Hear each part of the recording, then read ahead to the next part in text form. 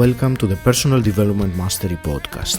I'm Agi Keramidas and my mission is to inspire you to rise up, grow, stand out and take action towards the next level of your life.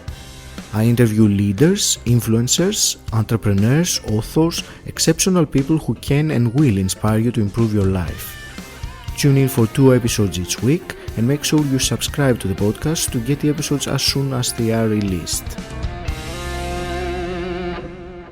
In today's show, I am delighted to speak with Cornell Thomas. Cornell, you are an international speaker, entrepreneur, author of 4 books, a former athlete, a coach, and more importantly than any of those titles, you are, as you say, a husband and a father. You have spoken all over the world, sharing your story with people from all walks of life, and your purpose is to inspire and motivate others, urging them to no longer ask, why me, in the face of adversity, but what now? Your mission is to change the world one book, one speech, and one quote at a time. And the great Tony Robbins said about you, Cornell Thomas is an up-and-coming thought leader that will inspire you not only to do more, but be more. Cornell, it's my absolute joy to be speaking with you today. Aggie, I appreciate you having me on the show. This is great. This is fantastic. Yes, sir. Cornell, we have so much to talk about, and I think it always makes sense in the beginning to start with some background. So do you want to share with us some... I know that your story has some incredible elements, very unique. So do you want to give us a bit of background on how you became the person that you are? Yeah, thank you. I always say, no matter what show I'm on, that who I am right now is a direct result of who my mom had to become when my father passed away when I was 4 years old. So when I was 4 years old, my father was a police officer in the city of Passaic, New Jersey, did all these great things for the community, but he passed away from cancer. And when he passed away, my mom had to become this basically superhero. You know, there was 5 of us in the house. We didn't have a lot of money. My father used to walk the beat, which is he's a police for about 16 hours a day. So he was rarely home.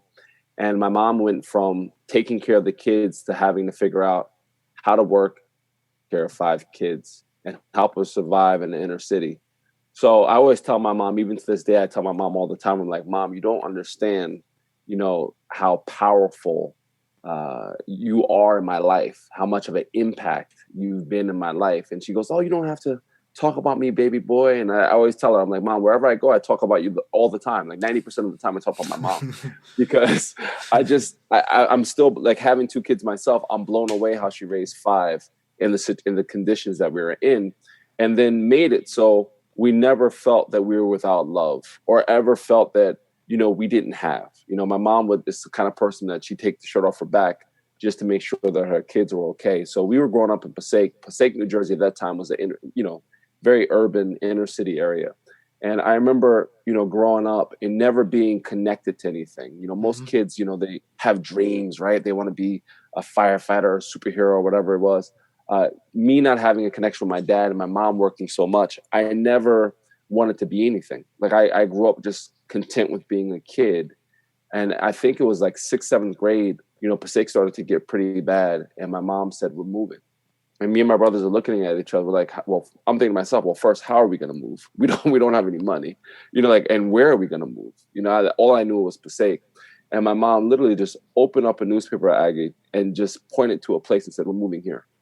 All right. I didn't know if she's ever been there before. I didn't know if she knew anybody. And she moved us from Passaic, which was urban area, to a suburb called Rockaway, New Jersey, which was a complete different cultural climate than I was used to. I was used to, the city. And then here we are in the suburbs where, everybody looked a lot different than what I was used to in Passaic. But my mom moved us out so we can get a better education. Yeah. And it was in Rockaway, New Jersey, where as I started to grow up, it was my summer, my sophomore year, my 10th grade year, where I actually found something that I fell in love with, which was basketball. And a lot of my friends think, even now, the ones that grew up with me were like, how did you know it was it? Like, how'd you know basketball was the thing? And I tell people, it's like when you fall in love with anything, is just a feel. It's not, words can't describe it. The best poets, the best writers write about love, and they do it in such a beautiful way, but it still doesn't top the feeling that you have when you're in love with something or someone or whatever it is. And the problem with me falling in love with basketball is that I was horrible at it when I first started playing. So it was like a bad relationship, right? Like, it was like, I loved basketball, but I wasn't quite sure basketball loved me. Like, I was like, how am I going to ever get better at this sport? And I'm god awful. I never played the game before in my life. Yeah. And the first time I ever shot a basketball, I remember, shooting, throwing the ball at the basket for like 2 hours and the ball not going anywhere, going everywhere but inside the cylinder. And there was a short, I always say the story, like 5'8" Filipino guy that came up to me and he goes, "My name's Ray. Do you want me to show you how to shoot a basketball?" And I was alone on the court by myself. There was no one there. I don't know if it was a Saturday, Sunday. There was no one there. And he came up, and for the next 2 hours, he showed me how to properly shoot a basketball. And I always tell people, Ray changed the trajectory of my life by just giving me his time. Like, people don't understand how powerful time is. He gave me 2 hours of his time. I only saw him two more times after that moment. But it changed my life because he planted the seed in my head that if you work at this, you can get better, even though you're still terrible right now. But if you work at this, you can get better. And I had work ethic from my mom. That was already checked off. That box was checked. I knew how to work. I just didn't know, what to work on. I had nothing. I had all this work ethic. I was like, well, what am I going to put this towards? And so I worked out every day, 6 hours a day, 7 hours a day. And just typical athlete story, right? Got cut from my varsity team. My senior year, barely played. But there are some moments there that were very impactful in my life. And one of the moments was at the end of my senior year. My mom sat me down and told me that she couldn't afford to send me to college. And when I say that story, I feel it in my chest when I say it now. And it was so long ago. People heard my mom say can't, right? That we can't. She was never about the problem. She was always solution-based. And so to hear your mom, to hear this, it's like seeing Superman saying, well, I can't save the world anymore. And him just flying away. That's what the equivalent was. Me watching the superhero tell me, I can't do this. So it took me maybe a 30-second pause. And I said, Mom, I'm going to take a year off from school. I'm going to work 2 jobs. I'm going to go to a 2-year college. I'm going to get good enough to get a full scholarship. And then I'm going to come home and I'm going to start playing professional basketball. And I'm going to make sure you never have to work again. And my mom, she went to one game in my high school life, and I didn't even play. Like, I just sat on the bench. And just a testament to my mom's faith and belief in me, she just said, okay, you go ahead and do it. And she believed in me that much. She believed in me more than I believed in myself at that time. And so I did that. I took a year off. I worked 2 jobs. I went to a 2-year school. By my 5th year of actually playing basketball, the 2 in high school and then the year off. And by my 5th year, my sophomore year in college, it finally happened. I got all these accolades and, all conference teams and all-star teams. And no one could figure out from growing up with me how this happened, because everybody sees where you land. They don't see the journey, right? Yeah. Like they just see, you're doing this. Oh, that's great. They don't realize. Yeah, like, you're very talented. Yeah. It's a lot of stuff to get to that. I think Malcolm Gladwell in his book Outliers said it's like, 10,000 hours to be proficient at anything. And I think I was well over, 11,000 hours. And then I went to North Dakota, played basketball, came back home, started playing with the NBA guys that play professional basketball. Then I got a contract to play in Europe. And a week before I was supposed to go, I ruptured my Achilles tendon. Mm-hmm. So, when I tell this isn't a 20-year span. This isn't a 30-year dream. This is a 7-year span. All these things happen so slow in my mind, but so quick when I step back and look at it. I went from playing basketball to getting a professional contract in 7 years and then losing that professional contract, just as fast as I got it. So that day after, surgery, I always tell people that it was the hardest day of my life to that point. We've been through a lot of stuff, but it was the hardest day of my life because my mom came in my room and kissed me on my forehead, and I watched her walk to one of the 3 jobs I told her she'd never have to work again. Yeah. And that's gut wrenching, everything I do was for my mom, so I felt like the, wind got taken out of my chest, and I got into this, why me mode, which I write about a lot is, easy, and it's okay to get in that mode, right? It's okay when bad things happen to be like, well, why is this happening?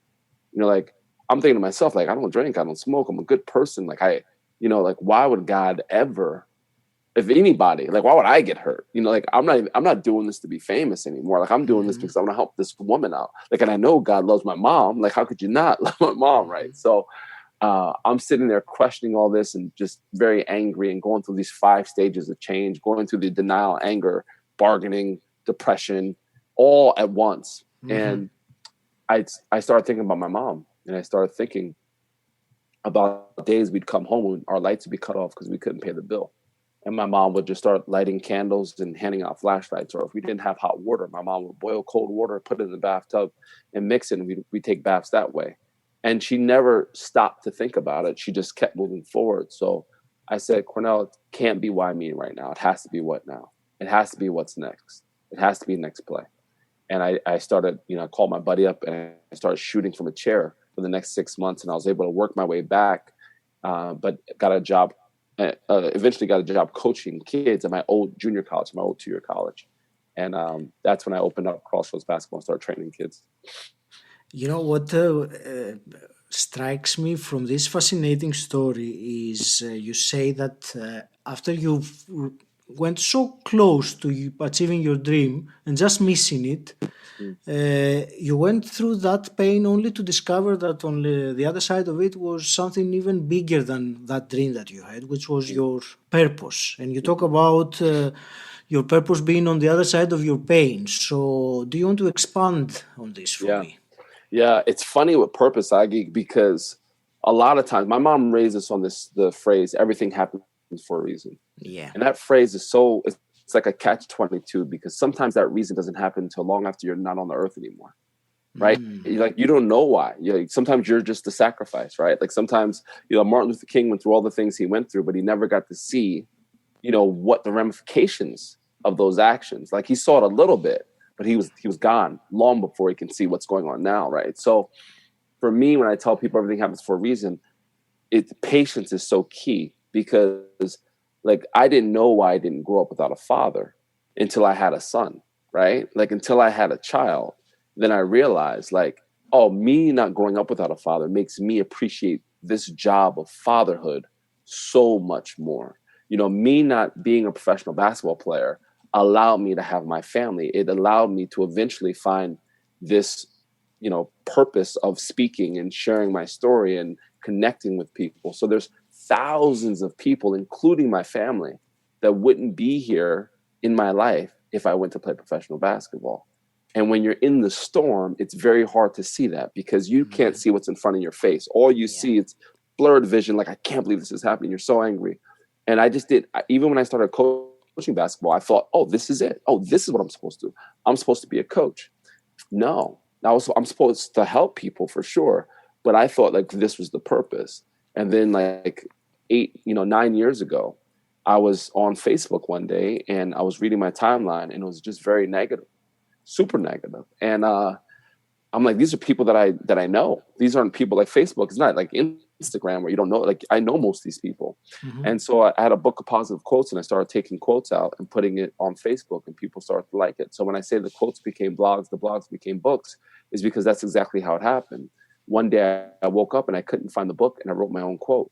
People still liked it. So I was like, well, forget the book. I'm just gonna write my own quotes. And then a friend of mine said, you should write a blog. I had no idea what a blog even was. And I said, okay. So I started writing blogs. And then I started looking at the analytics and seeing that there are people from Vietnam and Germany and all over the place that are reading my blog. I'm like, what in the world? I'm some kid from New Jersey. Like, why are they reading my blog? But the blog was called The Power of Positivity. Mm-hmm. And people were drawn to it. So my first book is called The Power of Positivity, Controlling Where the Ball Bounces. And I talk about positivity in not a rainbows and butterfly way. I don't talk about positivity in a way where I'm shaming other people from being negative or having negative moments. That's not how it works. You're allowed to have negative emotions because you're a human being and our brains are so intricate and complex. They act on a negativity bias because it's a survival mode for them. Mm-hmm. So even when you get good news, like, hey, Augie, you have $1 million coming to you. Yeah, right. Who's sending me $1 million? Like, what is this million? Like, it's probably stolen, right? Like, that's the first thing that we think is on the negativity bias. So For me, when I started sharing my story, I think people were drawn to it because it's just a real way. Like I always tell people positivity and negativity both work the same way. They need your momentum. And whatever one you feed, that's the one that grows. And I think people can understand that a lot more than me saying, it's okay, everything's going to be fine.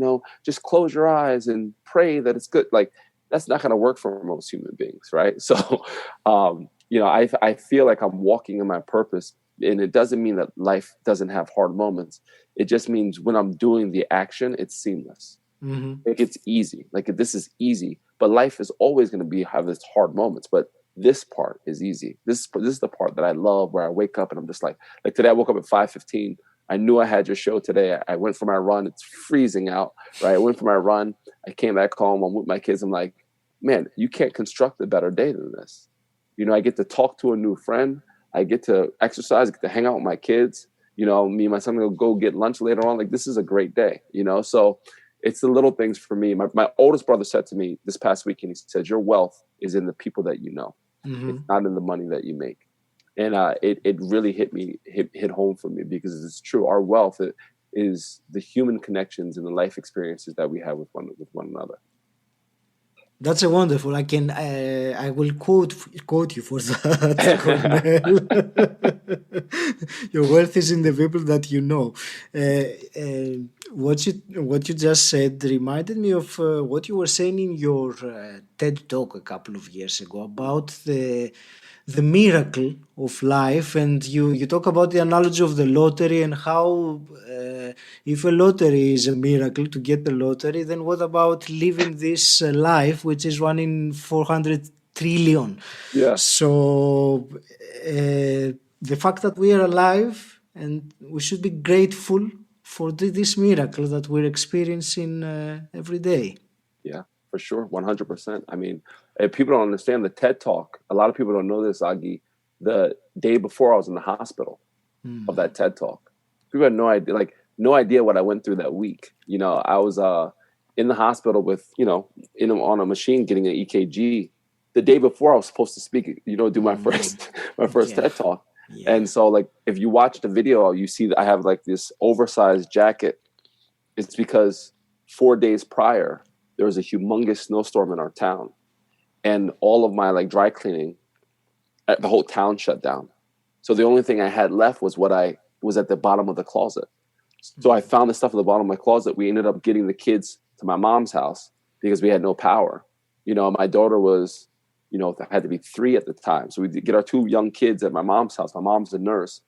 My mom said, hey, when's the last time you checked your blood pressure? I was like, I don't know, last Olympics. I don't know, 4 years ago. Who knows? And she puts my arm in there, and she goes, oh, this is extremely high. Wow. And so the timeline was that Tuesday was the TED Talk. And then that Friday, Saturday was my second positivity summit. So I have nothing to wear. My mom says you have to go to the hospital tomorrow. I go, Mom, I'm not going to the hospital. And my wife and my mom double team me, and she goes, you're going to the hospital. So the whole ride there, I'm telling my wife, I'm like, I'm letting you know right now, I don't care what the doctor says. I'm doing the TED Talk tomorrow. I don't care if the doctor says I'm going to die. I'll die on the stage. And she knows I'm a crazy person. She's known me since college. So she goes, I know you're going to do the TED Talk. I know you're not going to, listen to it. I was like, just so you know, this is what I'm supposed to do. I'm supposed to say this talk. Yeah. So when they did got me in, I was in the hospital for 5-6 hours. And the only thing I asked at the end, I said, hey, if I wanted to go and run a marathon tomorrow, can I run a marathon? And they said, yeah. It's okay, cool. And so I went there the next day, did the TED Talk. And the day after the TED Talk, I had a friend, a really close friend, try to take his life.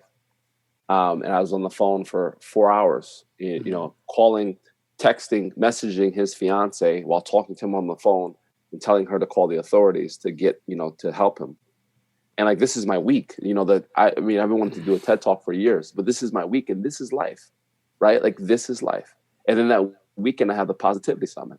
And so a friend of mine was like, well, what are you going to talk about the Positivity Summit? I said, I'm going to talk about the last 7 days. Mm-hmm. That's what I'm going to talk about. I don't have a PowerPoint presentation. I'm going to talk about the last 7 days. And I just shared it, and people were just like, wait, you were in the hospital? Wait, because I don't post this stuff. It's like, it's life, right? Life is like this.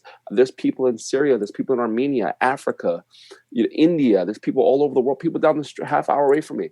There's people that are going through way worse than I'm going through. It doesn't mean that what I'm going through isn't tough, but there are people that are going through.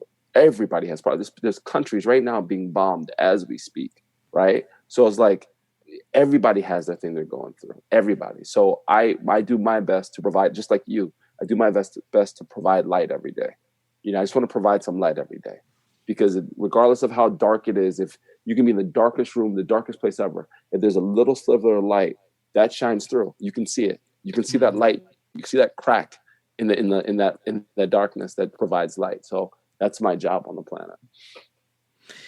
Thank you. And there is one other thing that I wanted to ask you about the purpose, and to wrap up with this topic, is that common misconception that exists among many people, that when we say a purpose, it has to be a grand purpose of, empowering 1 billion people, or making a mark in the world forever and leaving a legacy and so on. So I know that you have a different point of view on that, so I would love to hear about it. Yeah, I think that's what takes people away from trying to find their purpose, is they think that it has to be some grandiose mission, right, where you're saving Earth. And that's not the case at all. Like, that's not the case. Like, your purpose, like my mom's purpose, I asked her, years back, I said, Mom, what did you want to be? Like, what did you dream of? And she said, my only purpose was to make sure that my kids were fed and raised the right way, and had a roof over their head. And I think that you think about that, like my mom's purpose to some people would be like a micro purpose, right? Like, oh, she's just worrying about her house. But by her fulfilling her purpose, I can fill mine, which is a macro purpose, which is helping the planet, as many people as I can. So without my mom's purpose, my purpose means nothing, because I'm not here, right? So understanding that everybody's purpose is important. Everybody's a cog in the wheel. Everybody. You take one cog out and the world changes, right? So that's the one thing I always tell people, is like, you see these like commercials sometimes where, the kid that got kicked out of the store that, tried to steal medicine that couldn't, eventually, like, he's the one that, saves the store owner's life that gives him the medicine, right? Like, it's all of it. All of it flows together. It all ties in together. So I just implore people to realize that you're here for a reason. Like, there's a reason you were created. And if you can just get that in your head every single day, life is not going to be as hard as we tend to make it. Absolutely. And everything happens for a reason, as you said. We are here for a reason. And sometimes I wonder, how can someone really believe that everything is random? I know that each person's mindset, it's a world of their own, but it just sometimes it's surprising to see people believing in randomness and no point, no meaning in any of that. It's puzzling sometimes. Cornell, I wanted to ask you also some quick-fire questions, which I just want to get your thoughts of. And if we have time, I wanted to ask you also about your podcast. But first, let me go with the quick-fire. So first is, what does personal development mean to you as a term? Yeah, it just means, for me, self-evolution, just getting better 1% every single day. Fantastic. And if you could go back in time, I'm sure you've answered this question many times before, but if you could meet your 18-year-old self and you could give him one piece of advice, what would that be? I wouldn't tell him anything. How come? Because if I say something to him and it changes the way he thinks, he might not go down the path that I went down. And one little change in that path might take someone out of my life, that is crucial to my life right now. Amazing.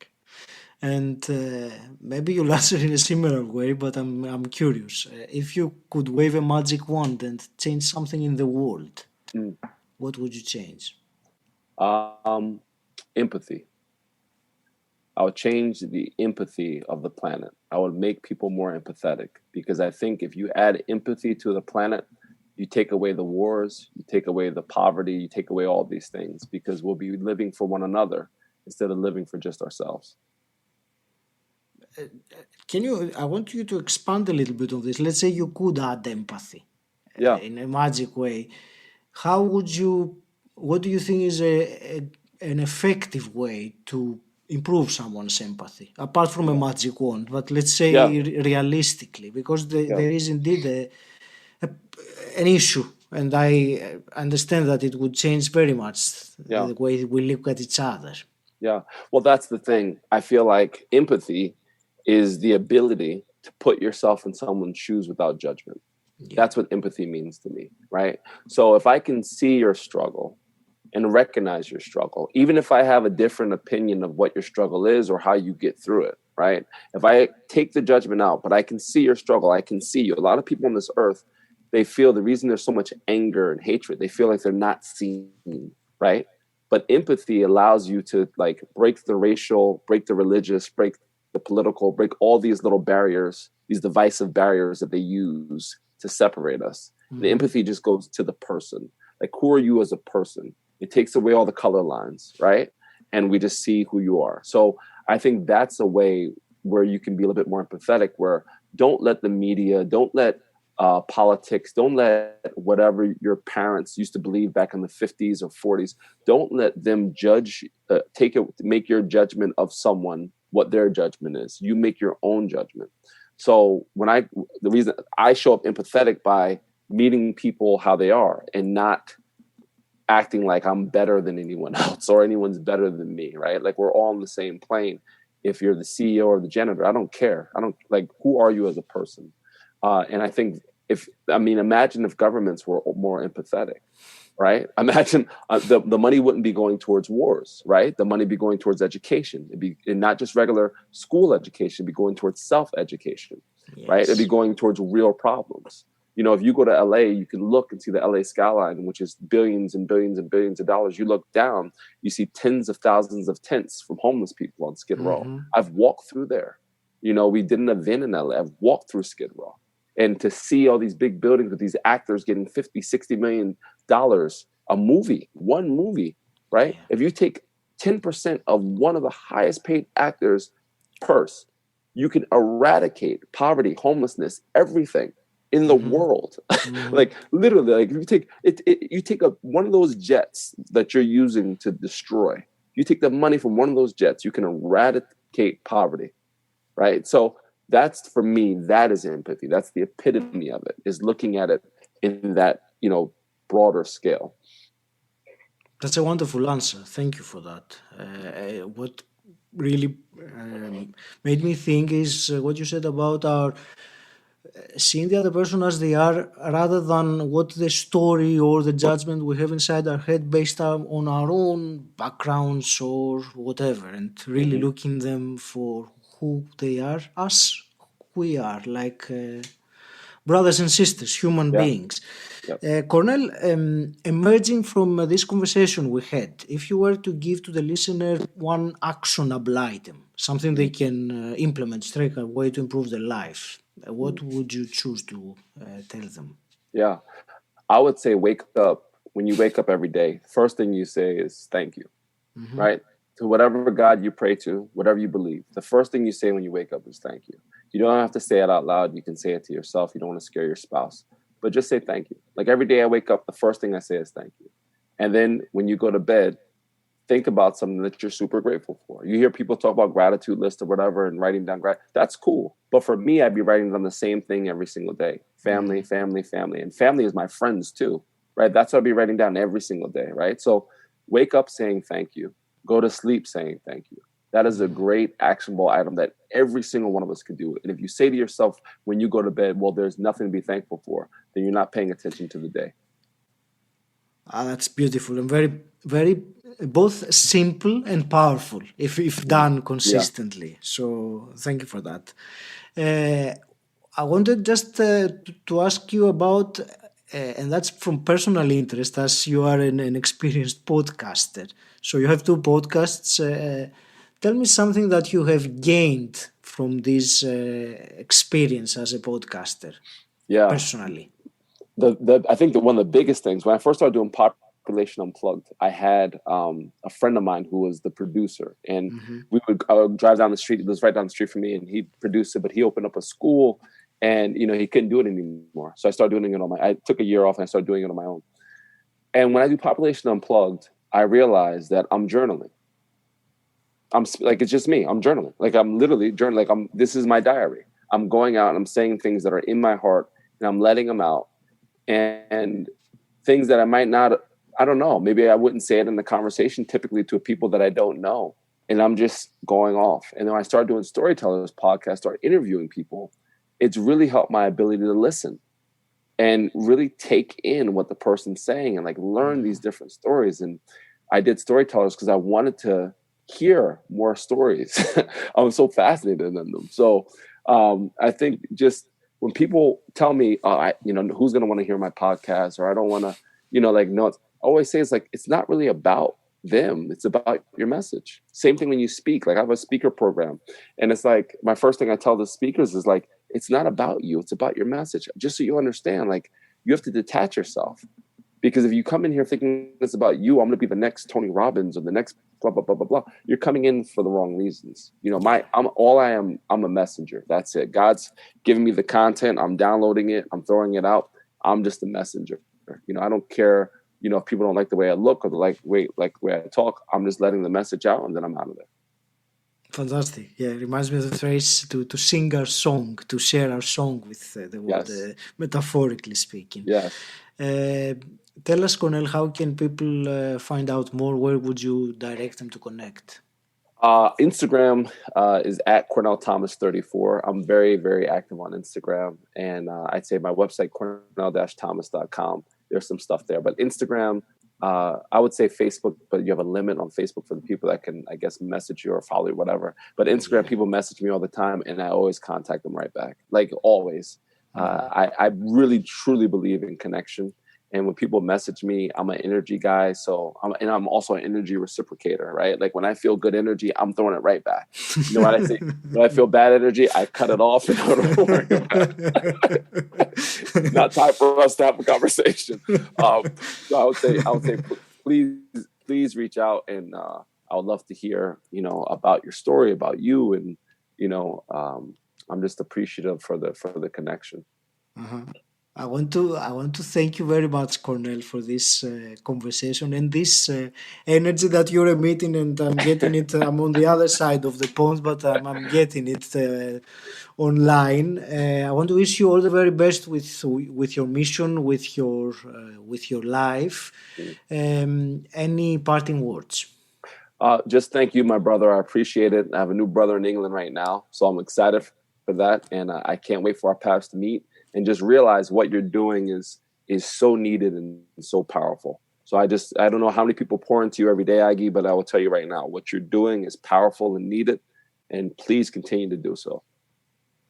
That's certainly my intention, Cornell. Thank you very much. And, I will close with what you said earlier. I will reiterate that it's not about me. It's about the message, that I am the messenger, and I'm sharing out with whoever wants to listen. These, I believe it's very important messages, especially in these times that we're going through. So Thank you very much. Thanks, brother. Thank you for listening. If you enjoyed this podcast, please subscribe and rate it on Apple Podcasts, and also share this episode with someone who you think will benefit from it. If you want to find out more about what I do and gain access to exclusive content, join my Facebook group, Personal Development Mastery. The link is in the show notes, or you can simply type bit.ly/PDM group. And until next time, stand out, don't fit in,